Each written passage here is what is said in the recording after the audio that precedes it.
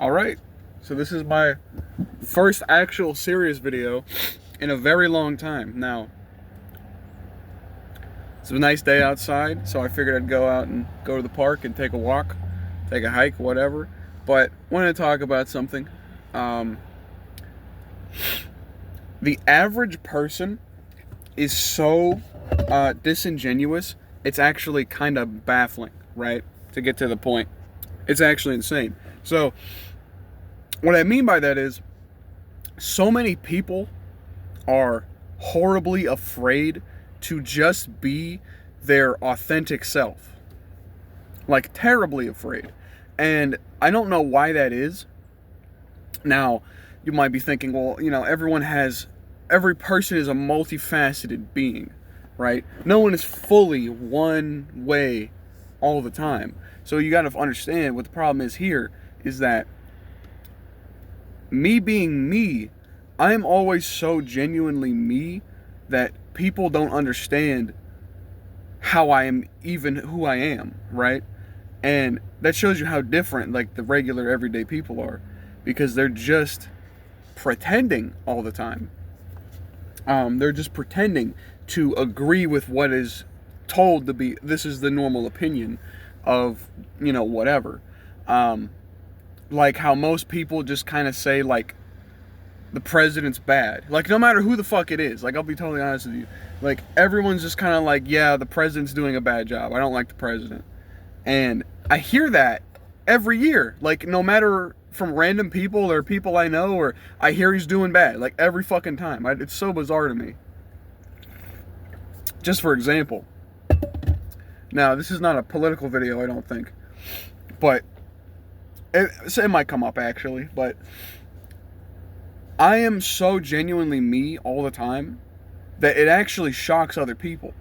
Other people are surprised to find out my opinion on things, because my opinion is often very nuanced, and it changes, not easily, but under circumstance it changes. Like, most people's opinion on way of life or whatever is completely bulletproof. You can't change their opinion on anything. Now, mine is similar, but it does change with new information. Like, if I go, oh, well, this is bad for you, and then it comes out that it's actually not, I'm going to change my opinion. Like how for years, I heard aspartame is bad for you. But now, if they say that to consume enough aspartame from anything that has aspartame in it, you would need to consume like 17 diet sodas a day for an extended period. And people I used to hear all the time, oh, well, diet soda is bad for you. Well, why do you think it's bad for you? And then they go aspartame. You see what I'm saying? So, just as an example of opinion not changing. But for my sake, I always get told by people I know, and even in like my closest friends that I went to high school with, which I'll send them this video. I might even post this to my story on my social media, so that other people will see it, because I think this, again, is the most important video that I've ever probably made on my channel. I get told so often that when I share my opinion, people just think I'm rage baiting. People just think I'm rage baiting. Like, all the time. Like, I'll say, like, oh, I don't really like this. And if the thing I don't like happens to be popular, people will just think I'm rage baiting. Like, for prime example, I will literally not, I don't lie to people. I don't do it. I hate lying. Excuse me. I'm at a park. I need to watch what I'm saying. But I'm on the outside of the park, so I think I'm fine. But, for example, I was talking to a coworker, and I said, so you guys like Spider-Verse? And they're like, yeah, I love Spider-Verse. And I was like, I like the first one. I like Into the Spider-Verse. I didn't like Across the Spider-Verse much at all, actually. And it came up that he really likes that one. And I said, now, I'm not calling it a bad movie. There are much worse movies out there, and I named a few. I said, there's Indiana Jones and the Dial of Destiny. I said that's an actually, like, objectively bad movie. Or, I didn't like Attack of the Clones either. I think a lot of people didn't like Attack of the Clones when that came out, and even now, still don't really like Attack of the Clones. It's kind of not a good Star Wars movie. But besides the point, he legitimately thought that I was rage baiting, just because I said I don't really care for Across the Spider-Verse. And I told him why I didn't like it. Now, might be a long-winded story, but just to explain, I said I didn't really like how, the plot progressed. I didn't like the pacing of the movie. I didn't like how characters were kind of mischaracterized in this film. And, I find the multiverse thing to get so lazy to a point, because you have the comic book multiverse and then you have the movie multiverse. And then the comic and movie multiverses don't intertwine, like, at all. So, like, you read the comics of 2099 and you see, Spider-Man 2099 in the movies, and he's a completely different character. And they say he's from, like, a different multiverse version of 2099. So the problem is with these movies is that they end up creating so many loopholes and infinite endeavors for our characters, because there's infinite versions of this same version of the character. Like how you can open up Spider-Verse and you can watch, you could see Spider-Noir in the Spider-Verse, and you can see Spider-Noir in the comic books from the Noir books, which I did get the Noir books, and I've read the first of the 4-part miniseries already. I'm going to read the second one tonight. But it's completely different every time, right? So I had to explain to him why I didn't like the movie, and he legitimately still thought I was rage baiting, and I was just trying to, argue that I didn't like the film. Which is crazy to me. That shows you how infrequently, people go against popular opinion. But I get told all the time that, like, people just think I'm rage baiting, and that what that goes to show is that most people just conform to whatever the current popular opinion is every time. So, like, me, there's a lot of things that I just don't like. As a person, like, I'm like, oh, I don't really like this, or I don't like this idea, or this political standing, or this law, or what this means for us, the people in this place that the law takes place, So, like, people don't get when I say stuff like that. They're just like, oh, well, he's just rage baiting because his opinion is unpopular. And I feel like most people they're playing like Two-Face, essentially. There's like two halves. There's the actual them, and then there's the fake them, and that's the one they put on when they go to work. When I go to work, I'm the same guy I am, for the most part, when I'm not at work. And I feel like these people are so disingenuous when they're not at the job. Like, I'll talk about literally anything. That's another thing most people won't do. There's so many topics that most people have that they just will not discuss. They won't talk about it. Like, there's a lot of people who will not talk about politics under any circumstance, or they will not talk about their hobbies, or I don't know, interior design. They won't talk about these things. There's certain things that are off the table for some people, a lot of people actually. But for me, I'll talk about basically anything. You ask me my opinion, if I have it, I'll probably tell you. I don't really care if you don't like my opinion. It's my opinion. It's not, the basis for understanding of that idea. It's just my opinion, my take on it. And people get mad when you give an opinion and they're like, you have the wrong opinion. It's an opinion. It can't be wrong.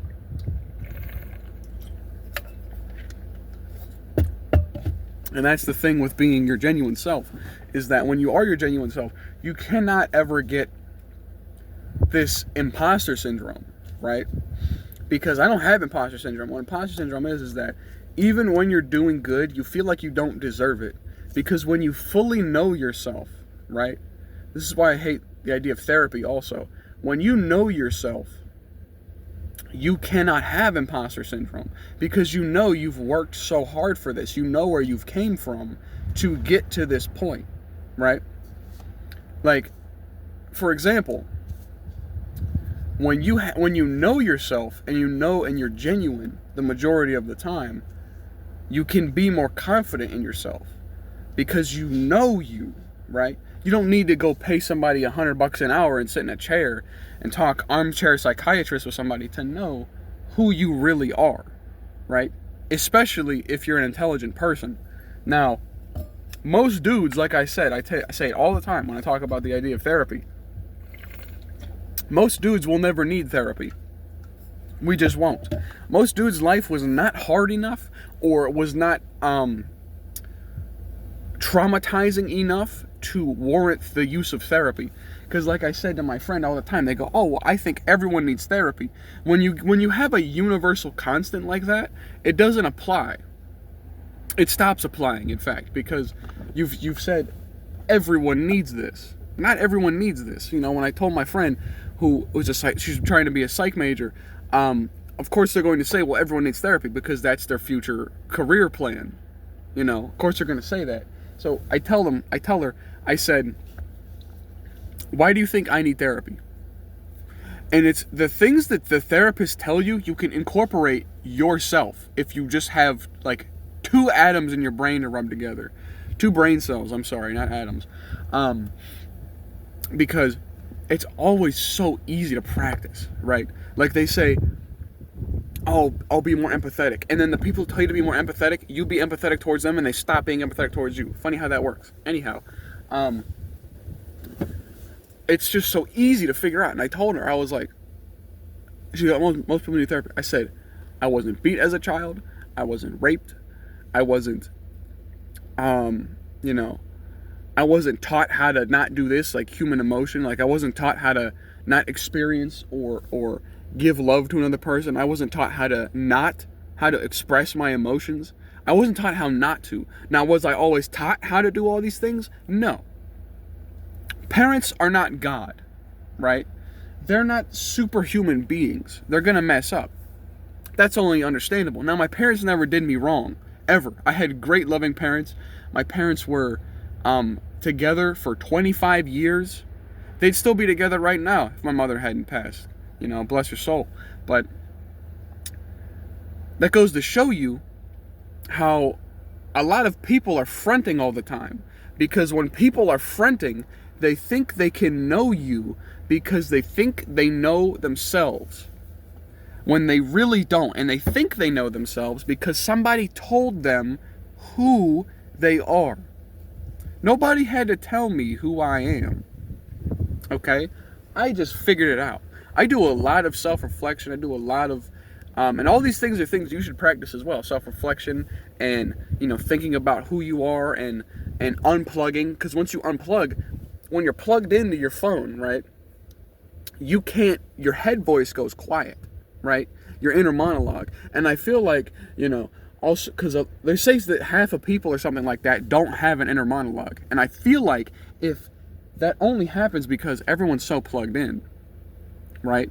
Everyone's so plugged into their own idea of what reality is, right? The TV, the phone, the internet, the social media. And I feel like if you were born 200 years ago where we didn't have that stuff, you would have an inner monologue. But now people don't because they've been plugged in the whole time.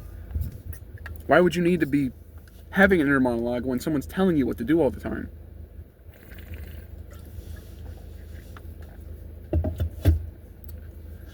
But like, the genuineness of the average person just doesn't exist. Most people are not genuine. Most people are fronting most of the time, especially when you go to a job or you go to what's it called? Go to the doctor, you go to the whoops. Drop the phone. You got to see my shoes for a second. I'm not even gonna cut that. I don't care. Oops, flipped it. There we go. Yeah, I'm not even gonna cut that. But most people they're never, you know, on the same page as some other people are, and that's fine. But it's the fact of the matter that they want you to be on their page, but you're already above their page. They're on page like 7, and you're on page like 32. Right? That's the deal here, is that when you're locked in, some people will want you to be locked out. Oh, we almost lost the camera again. This damn thing, I swear. Here we go. We're fine now. That's the ordeal here, right? Is that most people try and push me. They want you to be them. That's the other thing, is that everyone wants a lot of people, to be the same as them, right? I really don't either. You know, I don't want that. Prime example, I'm a Christian. I talk about this every so often. I'm a Christian. My mother's ashes are in here. You know? But, do I want everyone to be Christian? It would be nice. I know it's never going to happen. I think that we'd have a higher moral standing if everyone was a Christian or had some type of religious doctrine.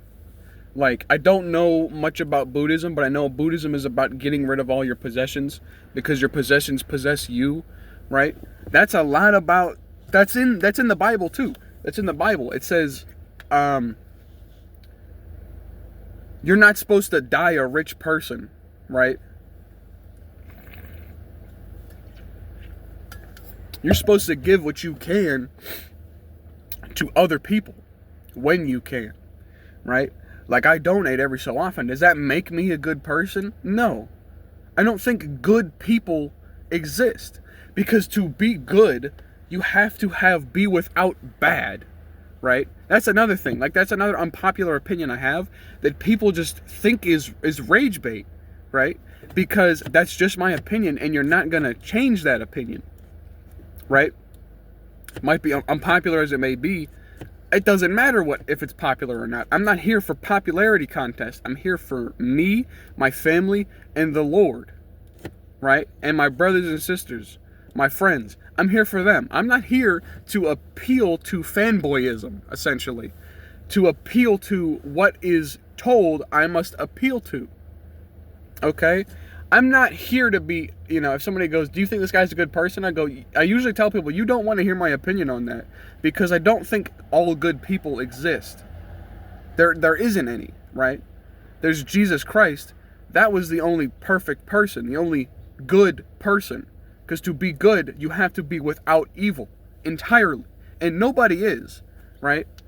There's nothing here that is all good for you on earth that comes from the earth. There's nothing here that's net positive. There's nothing here I don't want to say there's nothing, because there are things here that are a net negative. And people don't believe me when I say that. They disagree with me. Like I said, being the, unadulterated, uncensored self, I think a lot of things are very bad for us that we're doing as a society and as a generation of people. Like Gen Z, we are the most divided generation, I think probably in all of human history. Because you look at what we're doing now, Gen Z is really the first generation that is fully connected and dialed into the internet, right? From like birth. I was not. I did not have internet access unrestricted until I was 11 years old. And my parents did not give me that. I got it myself. I figured out how to do Xbox Live, and that's how I got internet access. Could I look things up if I needed to? I had a tablet. My mom would lend me the tablet, and it was usually for homework or for, definitions of words for vocabulary class, or for English class, for my vocab. But I did not have unrestricted internet access as a child. And a lot of people did from a very early age. I'd have to ask my friend Jacob. I'd have to text him and be like, what age did you get a cell phone? At what age did you, begin using the internet, outside of school, right? Because I didn't have a cell phone until I was 18 years old, and my first girlfriend gave it to me. I still have that phone. It's cracked, but I'd have to get the screen repaired if I really wanted to use it. That's besides the point. But most people in Gen Z have been connected to the internet since they were like born, right? And that's another problem. That's why I say Gen Z is so divided, because we don't have a universal constant on anything community-wise, right? As a generation, like, you go and ask for advice. The advice you get from any person is going to be completely fucking different, right? And advice is paralysis, in my opinion, because the advice is usually outside of what you think you should be doing already. But besides the point, besides the advice idea, there's no standard for anything in Gen Z as a collective. There's no collective idea of, what this should look like, right? Like, you ask your father, you ask your mother, you ask your granddad or your uncle, you ask them, how do you approach a girl to go on a date? They're going to tell you the same thing. You go talk to her, you introduce yourself, you ask her on a date. When you get to the date, you bring her flowers, you pay for everything, you drive her, or you guys walk together there, whatever it is. You go pick her up, you go down to her house, whatever, and it's the same thing. You get basically the same idea. You ask people in Gen Z, maybe as a younger Gen Z, if, an elder Gen Z, is the one you're getting your advice from, he's going to tell you something different than, than what some other guy's going to tell you, because there's no universal constant on anything anymore as a generation. Like, you look now, here's the thing, most of these universal constants I'm talking about are not fully universal, but they're majority constant, right?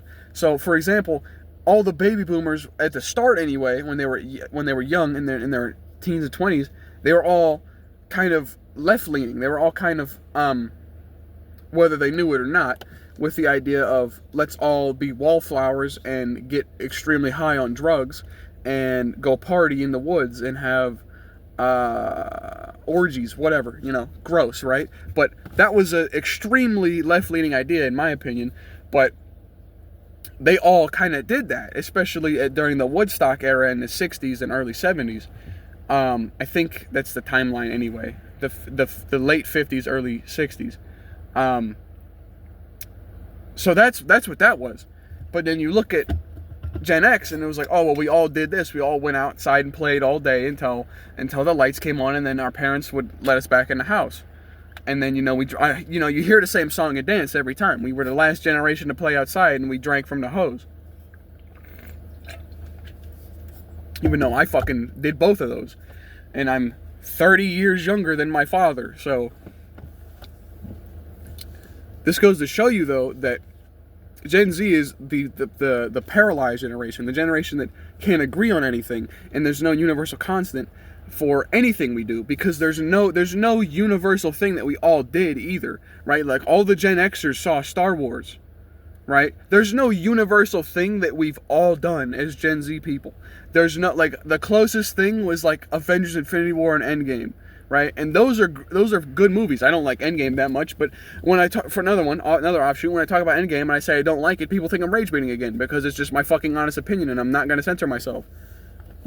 But this whole thing of things that unify Gen Z, like things we all did, there's not a whole lot of those, because after a certain point, it diverged. The timeline, diverged, right? Because, a lot of us played cool math games on the laptop at school or in the computer lab when we had recess inside because it was raining out.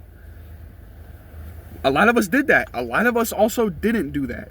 You know what I mean? There's no unifier for Gen Z as a whole. There isn't any.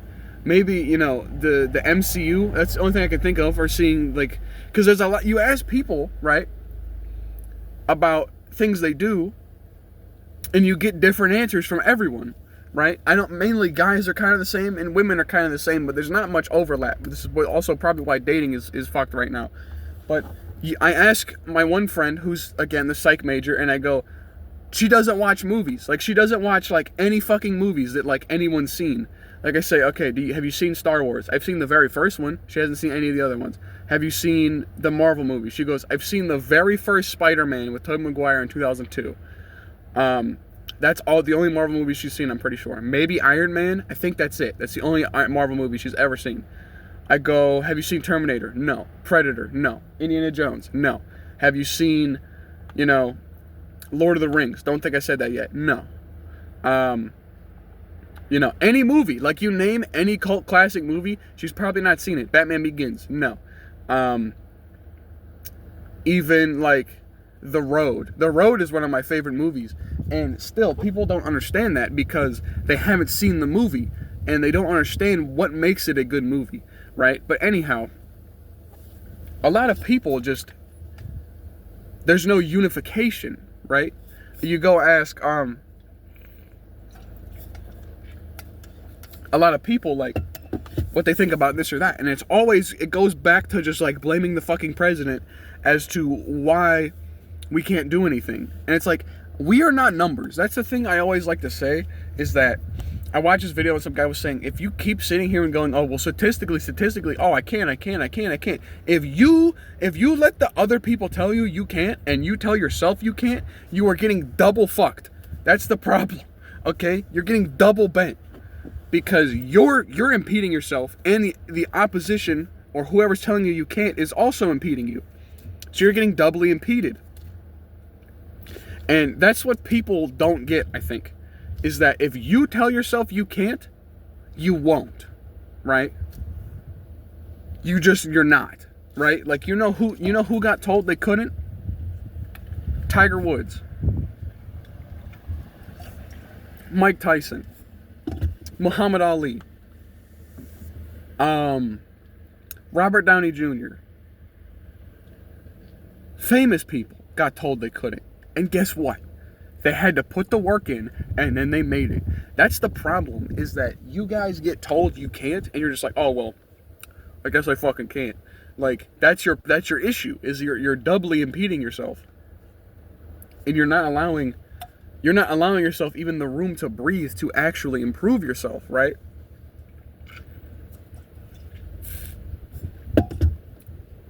Because I find most often is that the people who are hindered are hindered by themselves. Because if you would just be who you are, you would understand that if I am impeding myself, I'm actively my own enemy. That's the problem here, is that I've met so many people who keep saying, dude, I'm going to lose weight this year. I'm going to get in shape for the summer. I'm going to do this. I'm going to do that. And it's like, you keep saying, I'm gonna. You're not saying I am. Right? Because like when I was struggling with quitting, which we're not fully there yet where I've quit, because rehabbing is never fully linear. It's like, but when I would tell people about it, I would say, I'm quitting. Not, I'm trying to quit. I'm quitting, right? When you say I'm quitting, or I'm going to the gym, or I'm losing weight, it's happening. It's the language you're using, and your brain registers you using this language, saying I'm quitting, right? Or I'm learning to do this.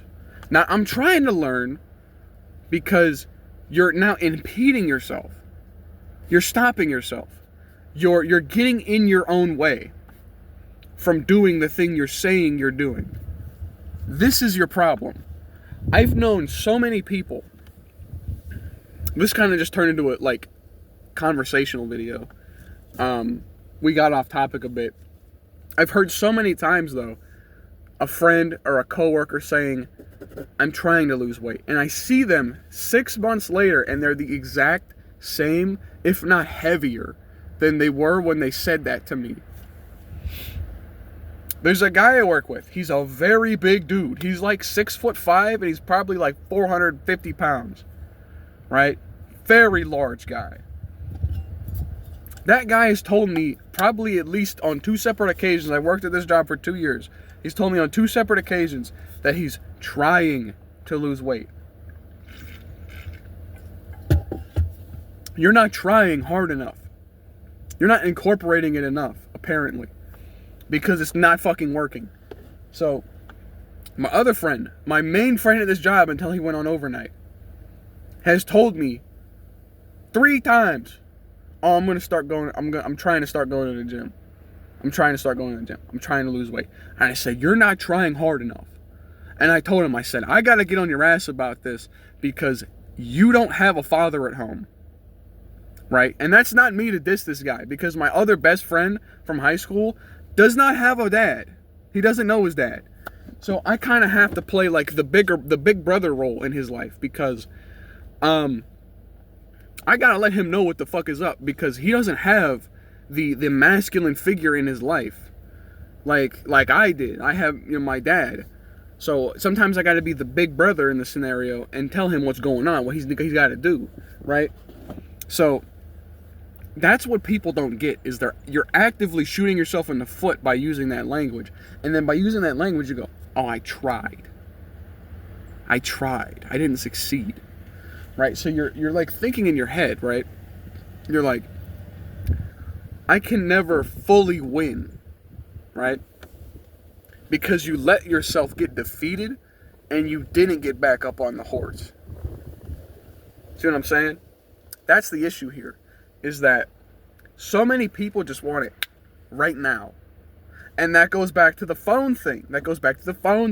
Because on the phone, you can get whatever you want, basically, right when you want it. Right when you fucking want it.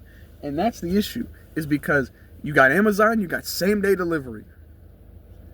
You got Walmart, you look at whatever you want on Amazon or Walmart. You can look at any clothes, anything you want, online shopping, window shopping. You used to have to go to a place and look around for things you might want.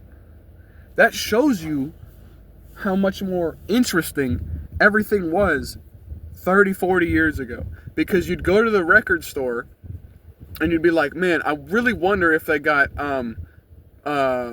Purple by Stone Temple Pilots. He's like, I really love that album.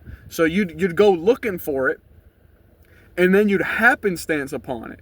Right? And it'd be like the last one. So you'd pick it up and buy it because you wanted it and you found it. You had to actually look for it. Now you can just go on Google and type it in and buy it the same fucking day.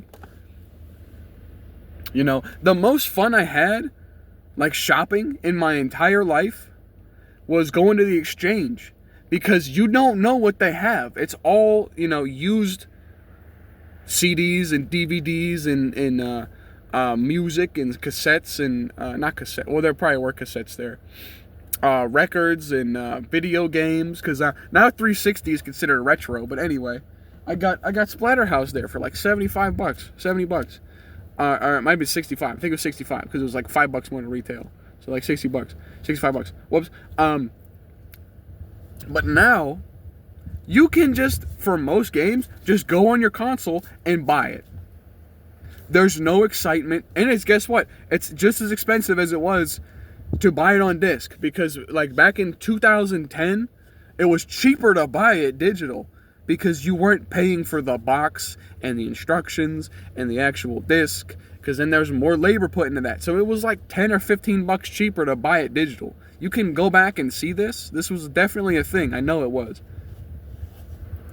You know, your Xbox Live Arcade, those were cheaper than retail, right? If you want to go look at Gotham City Imposters, that was only like a $30 game when it could have been $60. By today's standard, it would have been a $60 game. You know, but like, that shows you how like the phone has messed up people's perception of themselves. It's not just the phone, it's the internet, but themselves, their enjoyment of life, their ability to find things they actually like. Now, Spotify is cool for the extent of I can get the things I already know I like and just put them on download because I have premium. Make whatever playlist I want, call it whatever I want, put whatever cover picture I want. That's cool. I like that. But the thing of me finding new music, Spotify is not very good at it.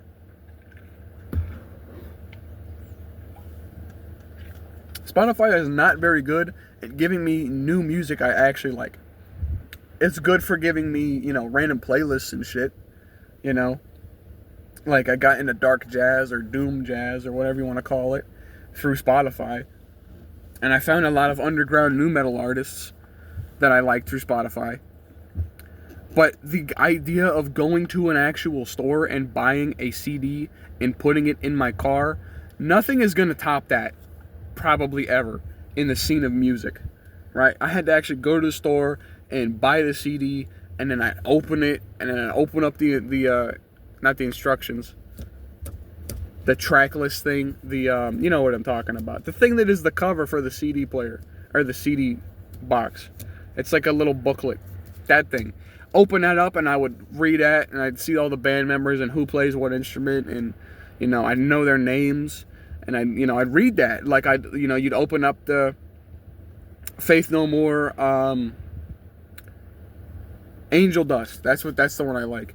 Open up Angel Dust, and you can open it up and you can see, you know, you got Mike Patton on the vocals and Billy Gold on the bass, and you got I forget the drummer's name. He had dreadlocks, and you know, you got, I forget the other guys. He always wore 2 pairs of glasses, but they replaced him on that album, I'm pretty sure, or the one after, you know. You could open it up and you could read their names. You could know who's playing the music. You could know who wrote which track, and if it was just what producer. Like, some of them are produced by a different guy. You know, there was more you could look at into this shit, and now it's all just AI slop, because you go on Spotify and you can open a track and then the AI will tell you stuff about it. That's really boring. And then sometimes it's stuff that doesn't even pertain to the song you're listening to. It's like, oh, well, this album did feature a bonus acoustic track that was filmed in Tennessee on 1998 at 7:30. Like, it's like shit you don't care about.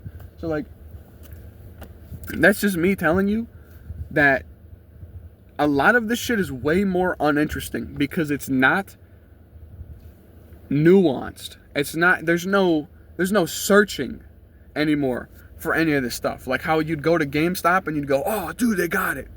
You know, there's no serendipity or spontaneity to, like, anything. Like, everything is programmed now. Everything is programmed for your enjoyment. And it's like, I don't even enjoy this now because you took the fun out of it. Right? Like, going back, I remember, this is shit that will never happen ever again for probably anybody. Probably not, right? I'll tell you a story real quick. I remember when I was about 9 or 10 years old, and I had the Xbox 360. I might have been like 8 even. And I really wanted Shattered Dimensions on the Xbox 360. And I didn't remember what the last tail end of it was called, right? And my mother handed me the phone. I was playing video games like a few days before my birthday. And I was playing like Lego Marvel Superheroes or whatever. And she handed me the phone and she said, your cousin Paul's on the phone. Why don't you tell him some things you'd like for your birthday? And I said to him, hey, Paul, what's up? You know, like little 8-year-old me. Hey, Paul. Hey, Paul, how you doing? You know, so like, the camera fell over too. I was probably talking to him like that. And I told him, I said, there's this Spider-Man game. Because I knew what it looked like. I said, it has 4 different Spider-Men on the cover. And there's like 4 dimensions and you play as them 4 different Spider-Men. And I said, I don't remember what it's called. I said, it's called Shattered something. Spider-Man Shattered. And he was like, okay. I guess I'll be looking for that. And I got that game out of complete random spontaneity because my mother handed me the phone on that day and my cousin got it for me. He just got married, by the way. I hope he's doing great. But you see what I'm saying? That shit will never happen ever again because now you just get a gift card and you go on the fucking Xbox store and you buy whatever you want. That shows you how the evolution of technology has ruined a lot of the interest in media, right? Because now, you know, you'd never do that. You would just, your cousin would hand you like $50. You'd go buy if this was happening now, say I was 8 years old today, he'd hand me $50, or he would just go give me a PlayStation or Xbox gift card, and I'd just go buy Spider-Man on the game store, right? So for nowadays, it'd be on the PS5, but still, it would. And then guess what? Now games suck even more. Games suck now, okay? Spider-Man 2 was pretty controversial when it came out. You know, it was pretty controversial. Oh, no. It came out and it was really good. Everyone was like, this is really good. And then like 2 months down the line, everyone was like, wow, this is kind of butt. That's what happened. So deny that all you want, but that is what happened. But at the end of the day, I'm going to cut this because I'm going to go take a walk. Most people are not themselves. And they're just not gonna, I'm reading my dash. Yeah, we're fine. They're just never gonna be their genuine self, so they're not gonna ever enjoy their actual time. Like, I am so much myself that it gets me in trouble. It does. Like, I laugh so hard sometimes, even at the job, that my fucking back hurts, bro. Like I don't even, my back literally hurts sometimes. I laugh that hard. And that's another thing is how sanitized everything is. So if you're a person who's just like, I'm just me, I'm doing me, it can come back to bite you, because everything is so sanitized now. Like, you're not allowed to do a lot. Like, even really basic jokes, like things that are non-offensive. Like my manager is comfortable making homoerotic jokes, which is super weird to me.